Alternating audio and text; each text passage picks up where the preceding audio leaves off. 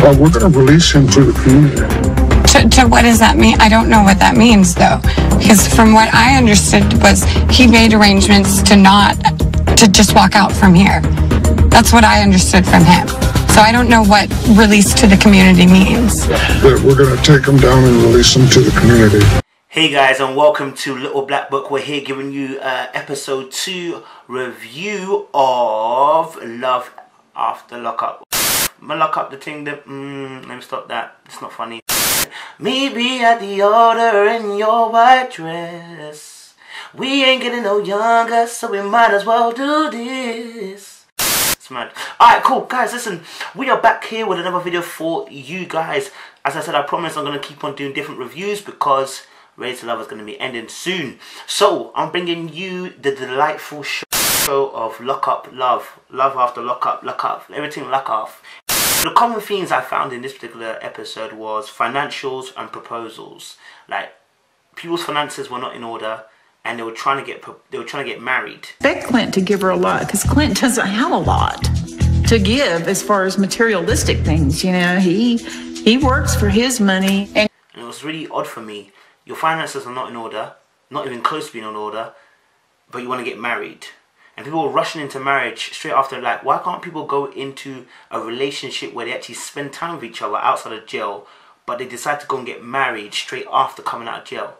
And it made me think, this is a rush of blood. You've not sat down and actually thought about this. You've not sat down and actually got to deep what you're actually doing. But that's a common theme. And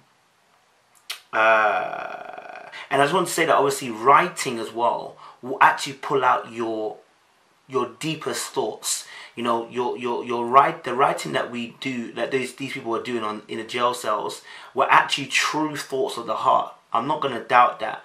And so what I believe is that people have found the connection through that writing. But unfortunately, human beings don't just connect on that level. That's all day. I feel lucky that you made your way into my life. And now that you're here, I couldn't possibly picture my life without you. You're my world, and I can't wait to have you in my arms. I love you always, Matt. Like I said, you have to see the person and be able to connect on that level too. Not just physically, but in terms of how you actually operate. Did I just fart?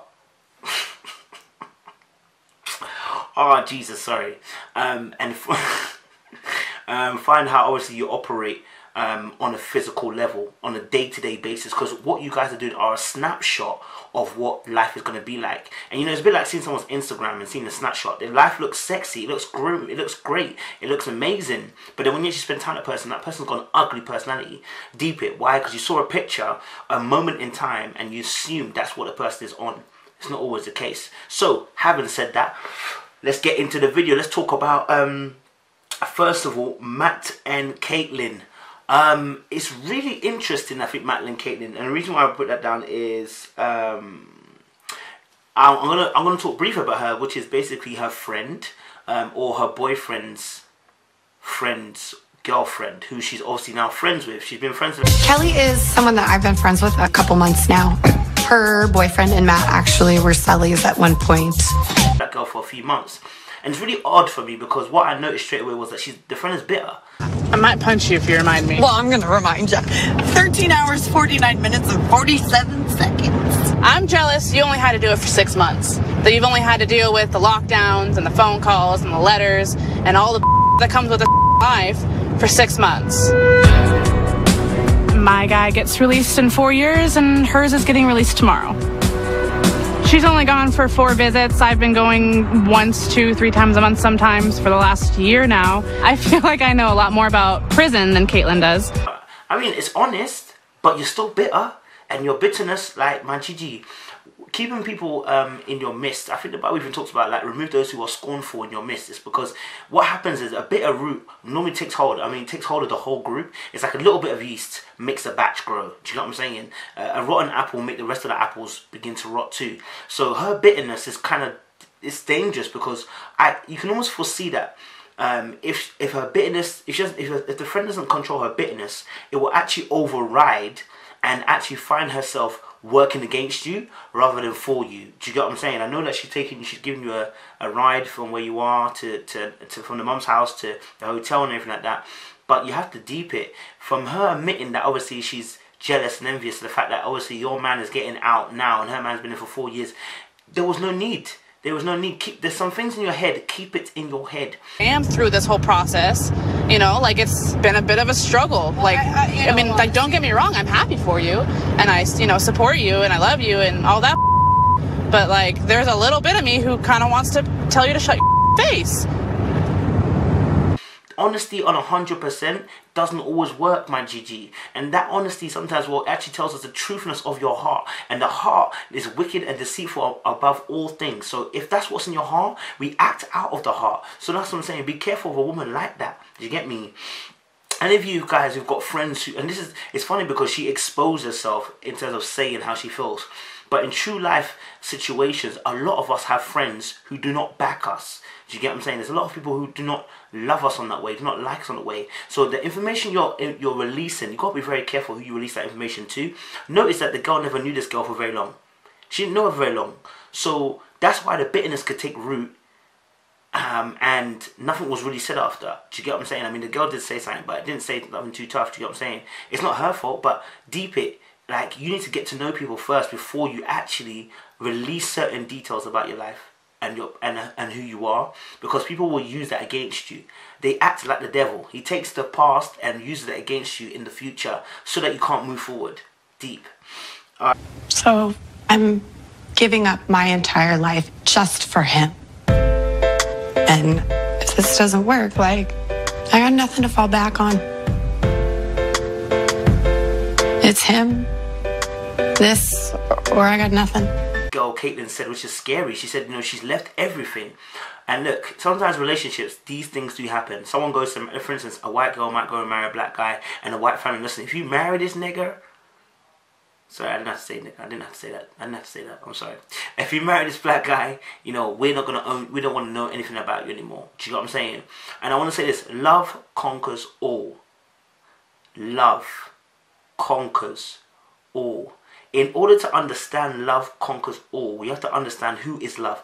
God is love. Therefore, if God has said that your relationship, this is who you should marry, this is who you should be with, there is nothing. That's why the Bible says that if when two come together, let no man put asunder. Do you get me? Because it is him putting it together, putting a cord around you, and nothing can undo you. So when people say love conquers all, you got to say God conquers all, because God is love. You see, because this girl was saying that she loves this guy, right? And this love is meant to conquer the fact that her mum doesn't want her no more.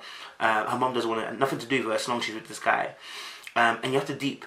We look at the situation going, is love going to conquer this one? It's not going to conquer. But she's saying love is going to conquer all because she hasn't got the full perception of what love conquers. Do you get what I'm saying? A genuine love, the attributes of love, which is action and words. The two have to mirror up. And then love is what? It's patient, it's kind, it doesn't count wrongs, it's not envious, it's not boastful. Do you know what I mean? So there is a criteria when it comes to love and what it encompasses. Do you get me? So when we say love conquers all, it can't be lust conquers all. Because I don't know if you've noticed, all the characters in this particular thing talk about sex. I can't wait to have sex with him. I can't wait to have sex with him. He's so sexy or she's so sexy. And it's like, yo, gee, who has a genuine connection? Apart from Marcelino in episode 2, this episode, everyone else was talking about sex. Somebody for a year without having any physical contact whatsoever. You eliminate the lust, then what do you have? The trust. That's what we've been building on. Okay. Everyone was talking about how they can't wait for them to come out and just do it. And for me, that's concerning, because that means you've put a lot of emphasis on the physicality and not enough on the emotional side in terms of actually, well, look, we actually need to see how we actually operate outside of those four walls that you're in. It's very easy to write love letters when you're probably locked up, because you're locked up. But when the world is out there and the temptations are out there and suddenly you've got to live life, it's going to be a different scenario. So when she said, you know, oh, she's giving up everything, I realized that, you know, even in love, yeah, we give up a lot. And love is sacrifice, let's be real. Hold on, let me go with you. Love is sacrifice, okay? Yeah, it requires you to sacrifice and release something yourself, because two have to become one. And if two are becoming one, you've got to release certain things, and they've got to release certain things, so you become one. Alright? And so when she was saying that obviously she's risked everything, and that's sometimes what people have to do in love. You know what I'm saying? If this is you in a relationship where you found that your parents do not like your relationship, you really need to sit down and ask yourself, Not whether you can lose your parents, but whether this is truly love. The scary thing is when a girl leaves her parents to marry a man and the parents don't like the man, in regards to parents actually genuinely loving their child, not parents who just want to, who are racist or prejudiced or who just want to control everything about their child's life, but parents who genuinely love, oftentimes it doesn't work out. And when it doesn't work out, it's not that they can't come back to their parents, it's that there's shame attached to it, and then the person stays in that relationship longer because of the shame they feel. They can't go back like the prodigal son. Do you get me? So for me, you've got to assess, if you're in the situation I'm talking to you, if you're in the situation where family or friends or parents don't like your current partner, you need to assess, is what we have truly love? If it's truly love, then it can conquer all the naysayers, and it will hurt a little bit because you're sacrificing them to have this happiness. But deep it, you need to assess. And if there's any doubt in your heart, I'd advise you not to go ahead. And when I say doubt in your heart, I'm not talking about the fact that you think, well, like, my parents are not going to come to this wedding or anything. I'm talking about a genuine doubt where you realize this person may not be who he says he is or who she says he is. If there's a genuine, if there's a feeling there, listen to that feeling and back off. Yeah? Slow the relationship all the way down. Some of you should quit, but just slow up. Some of you, if you're not going to quit, slow the whole way down, yeah? And begin to keep the car at a nice 10-mile-per-hour pace, so you can start picking up the little pieces, yeah? If you slow it down and the person is genuinely loving you, they will also feel no way about slowing it down. But if the person is abusive, the person wants to just rob, steal, kill, and destroy you, really and truly for their own self-good, and they're really selfish in their nature, I guarantee you when you say slow it down, they won't allow you to slow it down. How do you slow it down? Take sex out the game. It's mad. Did I just say that? Yeah, but I'm not about that life. No, I like sex. No, we all like sex. Let's be real. But take sex out the game and your car slows all the way down, and actually makes you very objective to what you see. You see, boxers, yeah, they actually don't have sex before. Well, not everyone, but a lot of boxers don't have sex for a period of time before a fight, so they can build up the testosterone. So deep it. Even for them, there's a period of time where you have to even abstain. So deep it, because you're trying to make a long life saving decision, you need to get into a place where, look, boom, maybe sex shouldn't be a part of this, so I can make a genuine, actual decision. I just farted again. Cool. Alright, she said something, and I think I mentioned about one. She said, if I lose him, I lose everything. And I realized that she's made this guy her God already, and he's not even out of prison. This is so dangerous because it leaves you open and susceptible to abuse, okay? And this is how people get into abusive relationships. Like I said, sharks smell blood, men smell insecurity, fear, and vulnerability. We can smell it, okay? We can taste it, all right? And so when she's saying that he's my everything, if it doesn't work out, oh, I don't know what I'm going to do, and you've got everything riding on this, that's a problem. That's a problem, because that's going to have a lot of... Look, a man's going to... he understands when a woman is leaning on him too much, and out of that leaning, he could potentially turn against you. Do you get what I'm saying? How long have I got? 8 minutes. He can potentially turn against you. So you have to make sure that you have your own your own independence. It doesn't just mean money. It means in the sense of your mind. Do you have an independence in your mind? Meaning that if this person leaves you, you won't come and die. I always say this, listen, if you leave me, I can't come and die. You understand? Because I am, although we're two becoming one, yeah, I'm still me. I can't let you dictate my life in the sense that I will come and kill myself because you have decided you're not going to play ball in this relationship. I can't. Because my life means more than what you're doing. Do you get me? I'll repeat, if you're in a relationship where people do not like what you're like the partner you're with, please take time to assess. Please check yourself. You know in your hearts of hearts whether this is correct or not.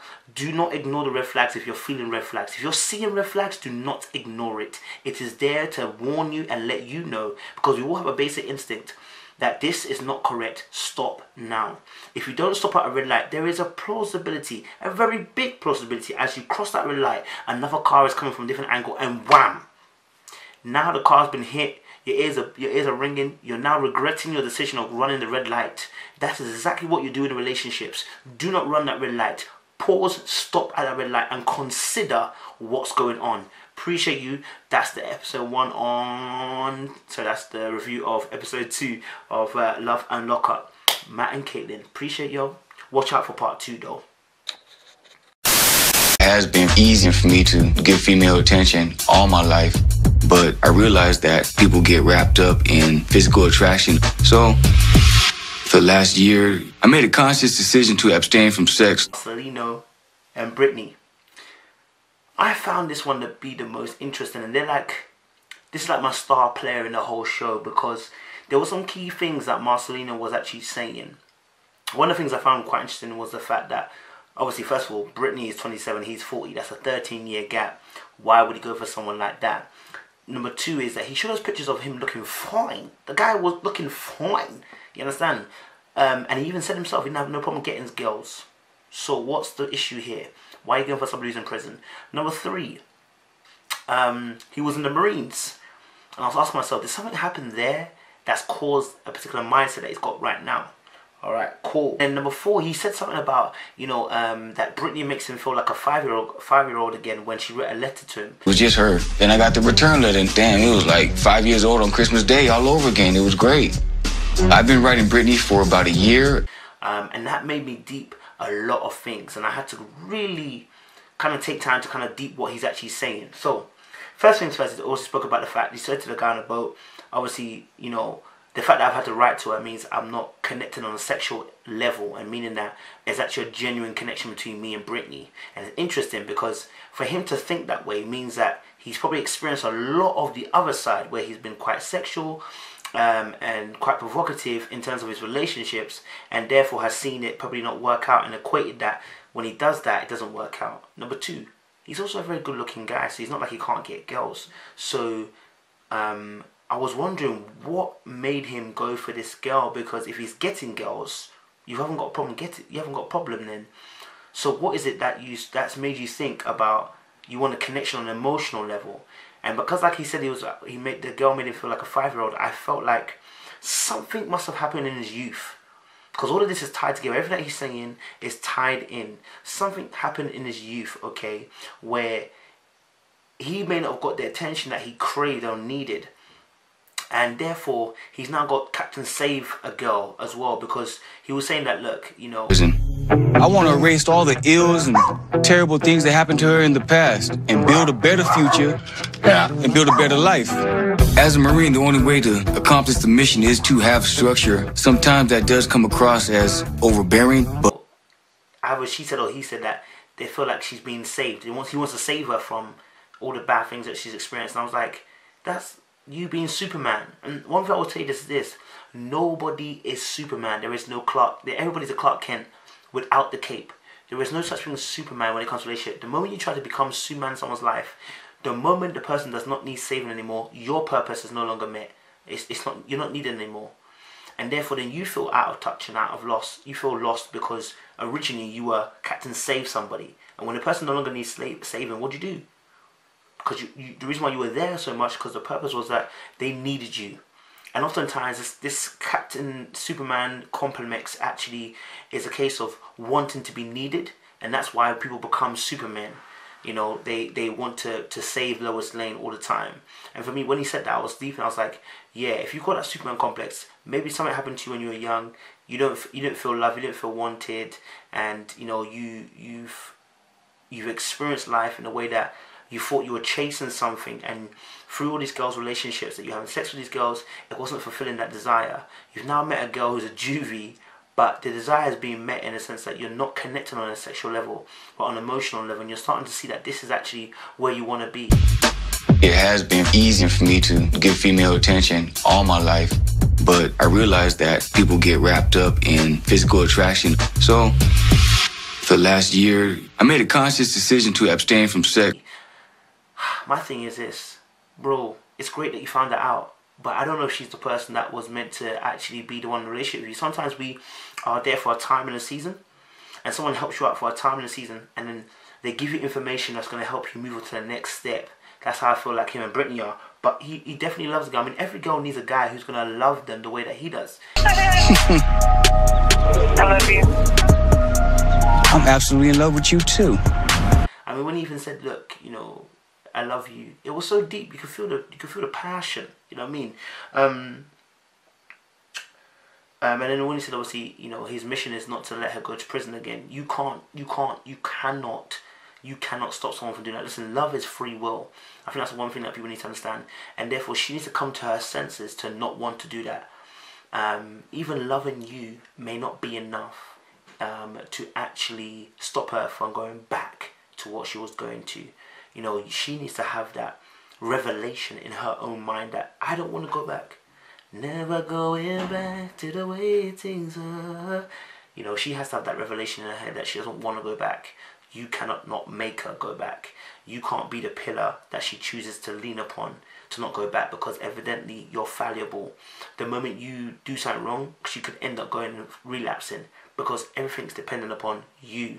You see, things like cheating, yeah, are not dependent upon how much I love you. They're dependent upon how much morals do I have, and how much am I going to stay true to who I really am. You see, if I hold that moral of I don't want to cheat, and it's less about her than it is about me, then when she hurts me, it's not now I'm going to cheat, because my morals are not dependent upon you cheat, but upon what you hurting me. My morals are dependent upon the fact I do not cheat. Simple.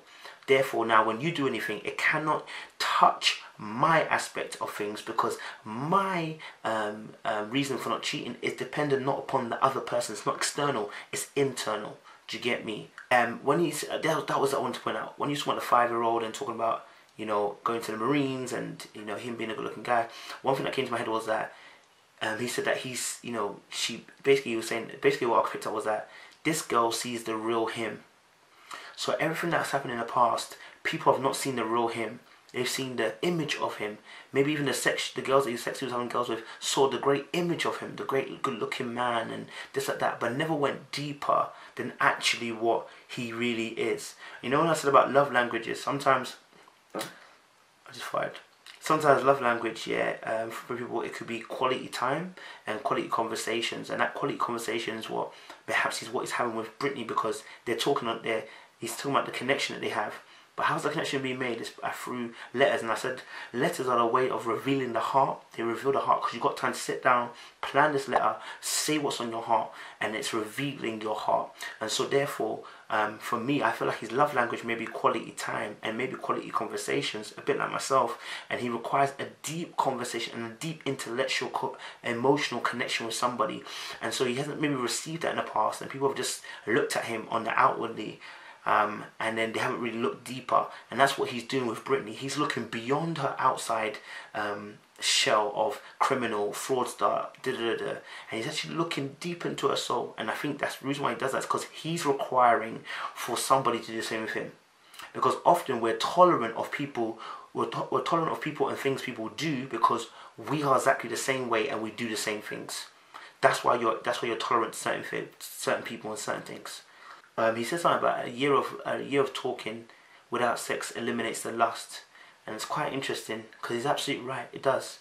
It eliminates the lust and allows you to actually see the person for who they are. Albeit though you're not in person, she's in a jail cell. Things can change and shift. The environment will change. She will no longer be confined. She will no longer be confined amongst just women. She'll have men around her now. How will she react? She's also had sexual relationships with females too. Brittany told me that she, in the past, had a relationship with women. You know, nodded to you that she might, you know, go back to. We did say, what if she gets out and she ends up falling in a relationship with another female, and it's not? It's been pretty clear to me that she requires the kind of sex only a man can get. How will she react when she comes outside? You know, you have to think about these things. So, you know, I understand the declaration of love from Marcelino, but you have to deep it. You know, things have to be taken slowly. But like I said, he said, look, this far invested if I didn't see the marriage happening. I mean, that's what it's all about at this age. You know, marriage is on the cards, but it's in the future. So that's why I said he's a star player, because everyone else is thinking marriage now, and I'm thinking to myself, bro, you do not know this person enough to say marriage. But he's thinking about, okay, it should lead on to that, but right now we're focusing on this. And he also said he wanted to erase her past. I want to erase all the ills and terrible things that happened to her in the past and build a better future and build a better life. I was like, look, the more you want to try and erase somebody's past, the more the devil comes. You see, because the devil is the person who always reminds you of what you've done. and the word is done, meaning that you did something in the past. He will remind you in the future. And so, you know, one has to forgive themselves. And I'm sure I'm speaking to somebody here. You know, look, don't let people hold you back based on what you've done. That was then. This is now. Are you different from where you were before? If you're different from where you were before, continue to walk. The Bible says that there is no condemnation for them that walk after the Spirit. You get me? What happened in my past is my past. But what I'm doing now, I'm walking in forward. I'm walking in my purpose. I'm walking in my future. That isn't me no more. We've all been young. We've all been stupid. We've all been, you know, not the most intellectual when it comes to our decision making. But now we're moving forward, we've grown, we've experienced things, and we've matured. Do you get me? Don't let nobody become a devil in your life by dragging you back to that point if you've truly overcome that and you're no longer at that anymore. Do you get what I'm saying? Yeah, it makes sense. Because otherwise, people just keep on dragging you back to the same thing over and over again. And it's not cool. It's not cool. But I just wanted to say, listen, guys, it's a great show to watch. It's interesting, you know. Because so many things that people will be doing, you'd be like, Rev, what are you doing? It's just peak. But yeah, relationships are interesting. But these ones are really interesting because people are behind bars. So yeah, love is mad. Anyway, Little Black Book, you really know what time it is. We're here to help set the bar, which is to build, acquire, and repair your relationships. Are you mad? Are you mad? Are you lean? Little Black Book. Little Black Book, you know what time it is. Yeah.